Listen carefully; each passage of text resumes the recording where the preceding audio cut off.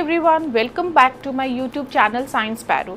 आज के इस वीडियो में हम बहुत ही important and super confusing topic के ऊपर बात करेंगे, फैट्स। फैट हमारे फूड से मिलने वाला एक ऐसा इंपॉर्टेंट न्यूट्रिएंट है जो हमारी बॉडी के लिए बहुत ज़रूरी है, बट फिर भी बहुत से लोग इस फैट से इतना डरते हैं कि वो अपनी डाइट में इसका बिल्कुल भी इस्तेमाल नहीं करते हैं। वहीं कुछ लोग ऐसे भी होते हैं जो फैट्स को नुकसानदायक नहीं मानते हैं एंड अपनी डाइट में उसे फ्रीली यूज़ करते हैं। वहीं कुछ लोग ऐसे भी होते हैं जो फैट्स के नुकसान को जानते हैं बट स्टिल अपनी डाइट में वो फैट से बनी चीज़ों का इस्तेमाल करते हैं, जैसे कि फ्राइड फूड, मीट एक्सेट्रा। तो असल में फैट्स है क्या, हीरो या विलेन, अच्छे या बुरे? आइए आज के इस वीडियो में इसी सच को जानते हैं। रियलिटी में फैट्स दो तरह के होते हैं, गुड फैट्स, बैड फैट्स। इसको समझने से पहले हम ये समझते हैं कि हमारी बॉडी के लिए फैट्स क्यों ज़रूरी है। सबसे पहले फैट्स हमें एनर्जी प्रोवाइड करते हैं। हमारी बॉडी एनर्जी के लिए दो चीज़ों पे डिपेंड करती है, फैट्स एंड कार्बोहाइड्रेट्स। कार्बोहाइड्रेट्स हमें इंस्टेंट एनर्जी प्रोवाइड करते हैं, जैसे कि शुगर, ग्लूकोज एक्सेट्रा। कैसे? जैसे ही हम कार्बोहाइड्रेट को खाते हैं तो ये हमारी बॉडी में बहुत जल्दी डाइजेस्ट हो जाता है एंड एनर्जी रिलीज़ करता है। वहीं फैट हमारी बॉडी में एनर्जी रिलीज़ करता है कार्बोहाइड्रेट से ज़्यादा, बट बहुत धीरे धीरे एनर्जी प्रोड्यूस करता है। इसीलिए हमारी बॉडी कार्बोहाइड्रेट्स के बाद एनर्जी के लिए फैट्स पे डिपेंड करती है। सेकेंड, फैट्स हमें गर्माहट फील कराता है, इसीलिए हम विंटर्स में फैटी चीज़ें बहुत ज़्यादा खाते हैं, जैसे गोंद के laddoo and all etcetera. Fat हमारे वाइटल ऑर्गन्स को इंजरी से भी बचाता है। फैट बहुत सारे हमारी बॉडी के अंदर हार्मोन्स बनाने के लिए भी यूज़ किया जाता है, जैसे कि oestrogen, progesterone, testosterone etcetera. Fat के अंदर दो तरह के विटामिन होते हैं, fat soluble vitamin and water soluble vitamin. हमारी बॉडी फैट सॉल्युबल विटामिन को एब्जॉर्ब एंड यूज़ करने के लिए फैट्स पे डिपेंड करती है। अगर हमारी बॉडी में फैट्स की कमी होगी तो हमारी बॉडी को फैट सॉल्युबल विटामिन नहीं मिलेंगे। फैट हमारी बॉडी के अंदर हेल्दी स्किन एंड हेयर के लिए भी बहुत इंपॉर्टेंट होता है एंड मोस्ट इम्पॉर्टेंट, फैट्स हमारे प्रॉपर ब्रेन फंक्शनिंग के लिए भी इम्पॉर्टेंट है। आइए good fats and bad fats को समझते हैं। सबसे पहले गुड फैट्स को अनसैचुरेटेड फैटी एसिड्स भी बोलते हैं। ये हमारी हेल्थ के सुपर हीरोज़ है। ये जनरली रूम टेम्परेचर पर लिक्विड स्टेट में होते हैं।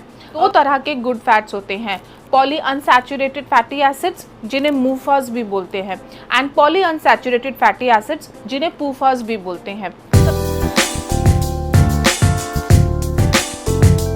सबसे पहले mono unsaturated fatty acids. Mono unsaturated fatty acids generally हमें मिलते हैं एवोकाडो, ऑलिव ऑयल, नट्स जैसे कि काजू बादाम, सीड्स जैसे कि तिल के सीड्स, पम्पकिन सीड्स एक्सेट्रा। दूसरा है पॉली अनसैचुरेटेड फैटी एसिड्स। ये जनरली हमें मिलता है फैटी फिश से, जैसे कि सार्डिन्स, साल्मन, मैक्रेल। और वहीं कुछ सीड्स में भी पॉली अनसैचुरेटेड फैटी एसिड्स होता है, जैसे कि chia seeds, flax seeds etcetera. Omega 3 and omega 6 ऐसे दो important poly unsaturated fatty acids होते हैं जिन्हें हमारी बॉडी प्रोड्यूस नहीं कर सकती एंड वो हमारी बॉडी के लिए बहुत बहुत इंपॉर्टेंट होते हैं। इसीलिए इन्हें एसेंशियल फैट्स बोलते हैं और इसके लिए हमें अपने फूड सोर्सेज पर डिपेंड रहना पड़ता है। गुड फैट्स हमारी हेल्थ के सुपर हीरोज़ क्यों कहलाते हैं? सबसे पहले गुड फैट्स हमारी बॉडी के अंदर एलडीएल यानी बैड कोलेस्ट्रॉल के लेवल को कम करते हैं एंड गुड कोलेस्ट्रॉल यानी एचडीएल के लेवल को इंक्रीज करते हैं। अब आप कहेंगे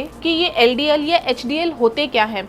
एलडीएल लो डेंसिटी लाइपोप्रोटीन्स। अगर हमारी बॉडी में एलडीएल का लेवल बढ़ता है तो ये आर्टरीज के अंदर कोलेस्ट्रॉल डिपॉजिट करते हैं, जिसकी वजह से आर्टरी में ब्लॉकेज पैदा हो सकती है एंड हमें हार्ट रिलेटेड प्रॉब्लम्स हो सकती है एंड बहुत ज़्यादा सीवियर केसेस में हार्ट अटैक का रिस्क भी बन सकता है। वहीं एचडीएल हाई डेंसिटी लाइपोप्रोटीन्स, जब हमारी बॉडी में एचडीएल का लेवल इंक्रीज होता है तो ये आर्टरी से सारा कोलेस्ट्रॉल लीवर तक पहुंचाते हैं ताकि हमारी बॉडी उसे बाहर फेंक सके, बाहर निकाल सके, जिसकी वजह से आर्टरीज क्लीन होती है एंड हमें हार्ट रिलेटेड प्रॉब्लम्स का रिस्क कम हो जाता है। गुड फैट्स हमें इन्फ्लेमेशन से फाइट करने में भी हेल्प करते हैं, खास करके ओमेगा 3।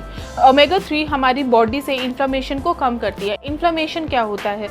जब भी हमें कोई चोट लगती है या फिर हमें कोई इन्फेक्शन होता है या फिर कोई हार्मफुल सब्सटेंस हमारी बॉडी के अंदर जाता है, तो उससे अपनी बॉडी से बाहर निकालने के लिए या फिर अपनी बॉडी को हील करने के लिए हमारी बॉडी किस तरह रिस्पॉन्ड करती है, इसे इन्फ्लेमेशन कहते हैं। इन्फ्लेमेशन की वजह से हमें स्वेलिंग, पेन, रेडनेस फील होती है। हमारा ब्रेन लगभग 60% फैट से बना हुआ है। ओमेगा 3 हमारे ब्रेन की डेवलपमेंट एंड फंक्शनिंग में बहुत इंपॉर्टेंट रोल प्ले करता है। ये तो हुई गुड फैट्स की बात। अब हम बात करते हैं बैड फैट्स के। कौन से फैट्स बैड कहलाते हैं? दो तरह के बैड फैट्स होते हैं। First is trans fats and second is saturated fat. सबसे पहले है ट्रांस फैट। ट्रांस फैट्स को हमारे फूड में बिल्कुल भी यूज़ नहीं करना चाहिए। हमारे किचन के अंदर सबसे ज़्यादा ट्रांस फैट्स जिसमें मिलता है वो है वनस्पति घी, तो इसलिए वनस्पति घी को तो बिल्कुल भी यूज़ नहीं करना चाहिए। वनस्पति घी एक मैनमेड प्रोडक्ट है। वनस्पति घी पार्शियल हाइड्रोजनेशन प्रोसेस के थ्रू फैक्ट्रीज में प्रोड्यूस किया जाता है। हाइड्रोजनेशन एक ऐसा केमिकल प्रोसेस है जिससे लिक्विड ऑयल को सॉलिड या सेमी सॉलिड फैट्स में कन्वर्ट किया जाता है।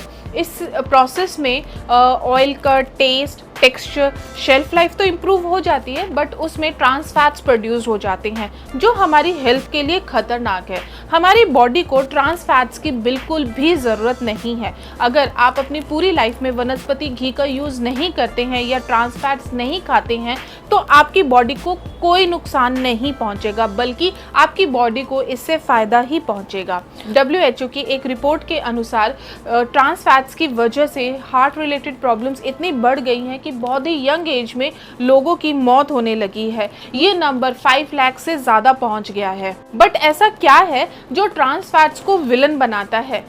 सबसे पहले कि के अंदर LDL के लेवल को यानी बैड कोलेस्ट्रॉल को बढ़ाता है एंड HDL यानी गुड कोलेस्ट्रॉल के लेवल को कम करता है।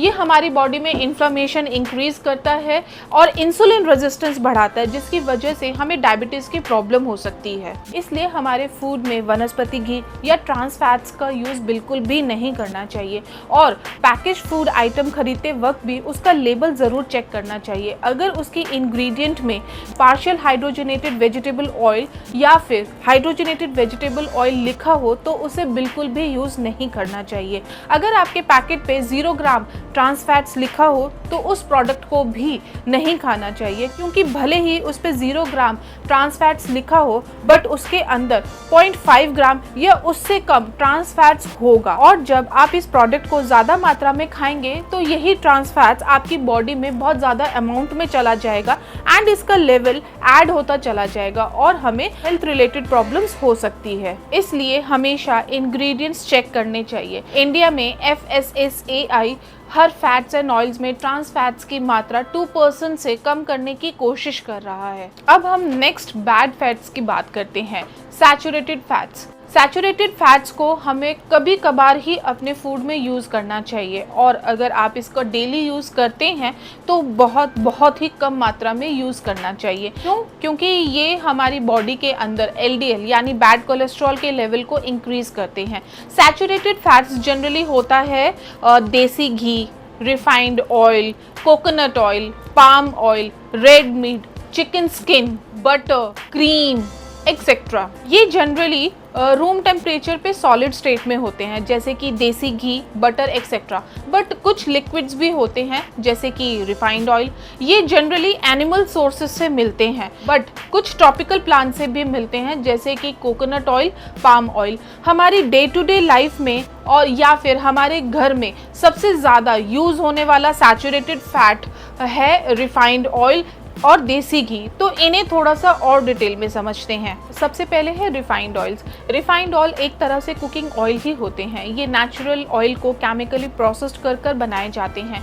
इस प्रोसेस के दौरान उन्हें सबसे पहले हाई टेम्परेचर पर हीट किया जाता है एंड उसके बाद उनके अंदर केमिकल्स मिक्स किए जाते हैं ताकि उनमें से इम्प्योरिटी, स्मेल एंड कलर हटाया जा सके और उनकी शेल्फ लाइफ बढ़ाई जा सके। बट इस प्रोसेस के दौरान ऑयल्स के नेचुरल न्यूट्रिएंट्स और एंटीऑक्सीडेंट्स ख़त्म हो जाते हैं। और इसके अंदर जो एडिटिव्स एंड केमिकल्स मिक्स किए जाते हैं उसकी वजह से हमें डाइजेशन प्रॉब्लम हो सकती है, हमारी बॉडी के अंदर इन्फ्लेमेशन बढ़ सकती है, हार्ट डिजीज़, मोटापा, कैंसर, रेस्पिरेटरी प्रॉब्लम्स जैसी बीमारियों का रिस्क बढ़ जाता है। इसीलिए हमें इन्हें कभी कभार ही और बहुत कम मात्रा में यूज़ करना चाहिए। एंड हो सके तो आप राइस ब्रैन रिफाइंड ऑयल या एवोकाडो रिफाइंड ऑयल ही यूज़ करें, क्योंकि ये हाई हीट पर स्टेबल होते हैं, यानी कि बहुत तेज़ आंच पर कुकिंग करने से ये हार्मफुल सब्सटेंसेस प्रोड्यूस नहीं करते हैं। रिफाइंड ऑयल्स को बार बार ओवर हीट नहीं करना चाहिए एंड कभी भी रिफाइंड ऑयल को रीयूज़ नहीं करना चाहिए, स्पेशली डीप फ्राइंग करने के बाद। इससे हमारी हेल्थ को नुकसान पहुंच सकता है। दूसरा सैचुरेटेड फैट है देसी घी। देसी घी बटर को उबालकर उसके अंदर से मिल्क सॉलिड एंड वाटर को हटाकर बनाया जाता है। ये रिफाइंड ऑयल या वनस्पति घी की तरह केमिकली प्रोसेस से नहीं बनाया जाता है। बट देसी घी हमारी बॉडी के लिए कितना ज़्यादा ज़रूरी है ये समझना ज़रूरी है। देसी घी के कुछ फ़ायदे भी होते हैं, कुछ नुकसान भी होते हैं। सबसे पहले फ़ायदों की बात करते हैं। देसी घी के अंदर फैट सॉल्युबल विटामिन बहुत होते हैं, जैसे कि vitamin A, D, E, K2। ये हमारी बोन्स, इम्यूनिटी एंड विजन के लिए बहुत इंपॉर्टेंट होते हैं। देसी घी का स्मोक पॉइंट बहुत ज़्यादा हाई होता है, लगभग 250 डिग्री सेल्सियस। इसलिए अगर तेज़ आंच पर कुकिंग करनी हो तो हम देसी घी का यूज़ कर सकते हैं, जैसे कि तड़का लगाना या फ्राई करना, क्योंकि ये रिफाइंड ऑयल की तरह बहुत जल्दी हार्मफुल कंपाउंड्स प्रोड्यूस नहीं करते हैं। देसी घी के अंदर ब्यूटारिक एसिड एक शॉर्ट चेन फैटी एसिड होता है। ये हमारी स्टमक हेल्थ को सपोर्ट करता है और हमारी बॉडी के अंदर से इन्फ्लेमेशन को कम कर सकता है। देसी घी के अंदर लैक्टोज और कैसीन नहीं होती, तो इसलिए वो लोग जिन्हें डेयरी प्रोडक्ट से एलर्जी होती है या सेंसिटिविटी होती है वो देसी घी का आराम से यूज़ कर सकते हैं। सदियों से हमारे घर में देसी घी का इस्तेमाल होता है, क्योंकि ये माना जाता है कि देसी घी हमारे डाइजेशन को इम्प्रूव करता है एंड हमें एनर्जी प्रोवाइड करता है। लेकिन देसी घी के कुछ नुकसान भी होते हैं। देसी घी में लगभग 60 से 65% सैचुरेटेड फैट होता है। बटर या कोकोनट ऑयल की तरह ये हमारी बॉडी के अंदर LDL या बैड कोलेस्ट्रॉल के लेवल को इंक्रीज कर सकते हैं, और खास करके तब जब हम एक एक्टिव लाइफस्टाइल ना जीते हो। देसी घी के अंदर बहुत ज़्यादा कैलोरीज होती है। एक चम्मच देसी घी में लगभग 120 कैलोरीज होती है। अगर हम ज़्यादा मात्रा में देसी घी खाते हैं तो इससे वेट गेन हो सकता है। देसी घी को बहुत ज़्यादा मात्रा में खाने से हमें हार्ट प्रॉब्लम्स भी हो सकती है। एक स्टडीज़ में देखा गया है कि अगर हम देसी घी की जगह अपने फूड में अनसैचुरेटेड फैटी एसिड्स जैसे कि मस्टर्ड ऑयल या फिर ऑलिव ऑयल यूज़ करते हैं तो हमें हार्ट रिलेटेड प्रॉब्लम्स कम होती है। देसी घी के मामले में क्वालिटी बहुत मायने रखती है। अगर हम गाय के दूध से बना देसी घी खाते हैं तो ये बहुत हेल्दी ऑप्शन है। क्योंकि इसके अंदर ओमेगा 3 बहुत ज़्यादा मात्रा में होता है, जो कि एक हेल्दी फैट है। अगर हम भैंस के दूध से बने देसी घी का इस्तेमाल करते हैं तो ये उतना हेल्दी नहीं होता, क्योंकि इसके अंदर सैचुरेटेड फैट्स की मात्रा ज़्यादा होती है।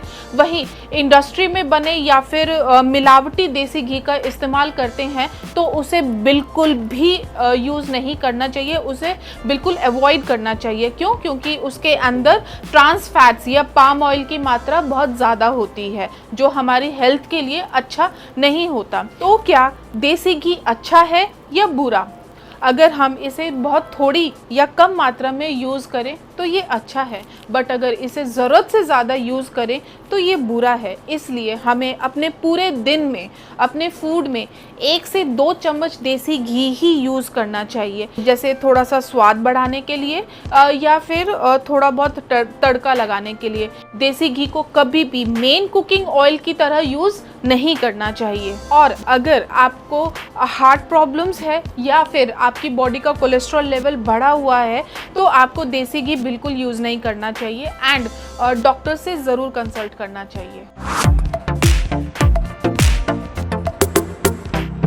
इस वीडियो को पूरा देखने के बाद हम ये आसानी से समझ सकते हैं कि हमें सभी फैट से डरने की ज़रूरत नहीं है। हमारी बॉडी को हेल्दी फैट्स या फिर अनसैचुरेटेड फैटी एसिड्स की ज़रूरत होती है। बट हमें एक बात हमेशा ध्यान रखनी चाहिए, चाहे हम गुड फैट्स ही क्यों ना ले रहे हो, बट इनकी कैलोरीज भी बहुत ज़्यादा हाई होती है। इसलिए हमें अपने फ्रूट्स, वेजिटेबल्स, होल ग्रेन्स के साथ एक बैलेंस डाइट के पार्ट के रूप में ही फैट्स को एंजॉय करना चाहिए। आप इस टॉपिक पर अपने वैल्यूएबल फीडबैक्स हमारे साथ शेयर करना ना भूलिए और प्लीज़ हमें कमेंट सेक्शन में ये ज़रूर बताइएगा कि इस वीडियो को देखने के बाद आप ऐसा कौन सा अनहेल्दी फैट को एक हेल्दी फैट से स्वैप करेंगे। आज की इस वीडियो में इतना ही। Thank you so much.